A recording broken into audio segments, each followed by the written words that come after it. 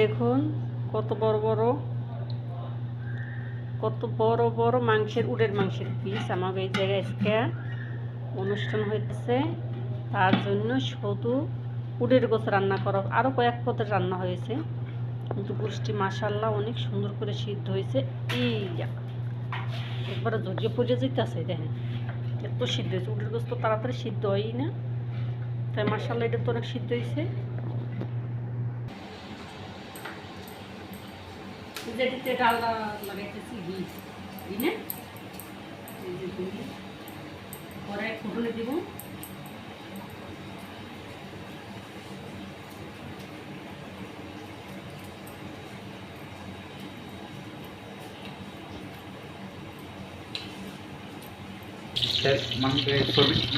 এইটা হচ্ছে টপরি দেওয়া, টপরি দিয়ে তেলের ভিতরে এই জায়গার ভিতরে চাল দেওয়া হবে।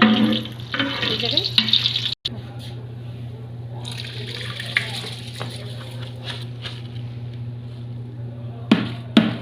এই যে চাল দিয়ে দিলাম সব পানির ভিতরে।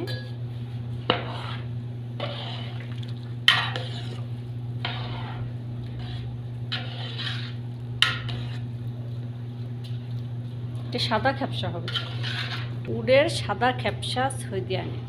খ্যাপসা তো অনেক পদেরই হয়, কিন্তু এটা স্বাদের। যে আমাদের দেশে বিরিয়ানি, এটা হচ্ছে উডের বিরিয়ানি। দিলাম এই যে লাল মরিচ, এই জায়গায় যে মরিচটি। এখন এটা হচ্ছে এই যে শুকনো লেবু, ওই যে শুকনো লেবু দিয়ে দিলাম 5-6টা। খারাপ এই যে একটা বাটার দেওয়া হয়েছে, বাটারটা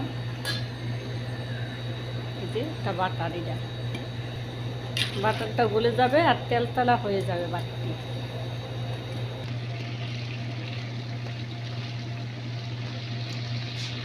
এই যে আমার এটি ওপেনে দিচ্ছে, ওই যে রেডি হয়ে গেছে। এই যে পুরোটা দেখে পারিনি, এটা ওপেনে অ্যান্সারিকার কি ভিতরে থাকবো, পরে খানা হইলে ইনশাল্লাহ পরে বাড়ি করবো। এই যে হয়ে গেছে ভাত বিরিয়ানি আর কি, অল্প একটু বাকি আছে। এখন দেওয়া হবে যে রোজ ওয়াটার আর কি, গোলাপ জলের পানি, একটু রং কি জাফরান রোজ ওয়াটার এই মিক্স করে আর কি ভিতরে দিয়ে তো কালার হবে, বিরিয়ানি হয়ে যাবে। এখন ঢাকনা দেওয়া হয়ে গেল। এই যে ফাঁকে আবার সালাদটা, এই যে সালাদটা রেডি করলাম।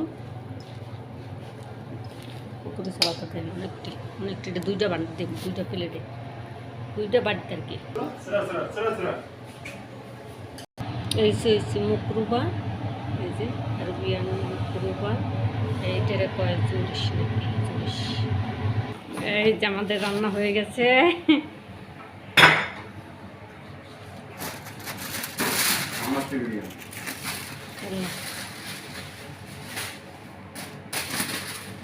ভিডিও করতে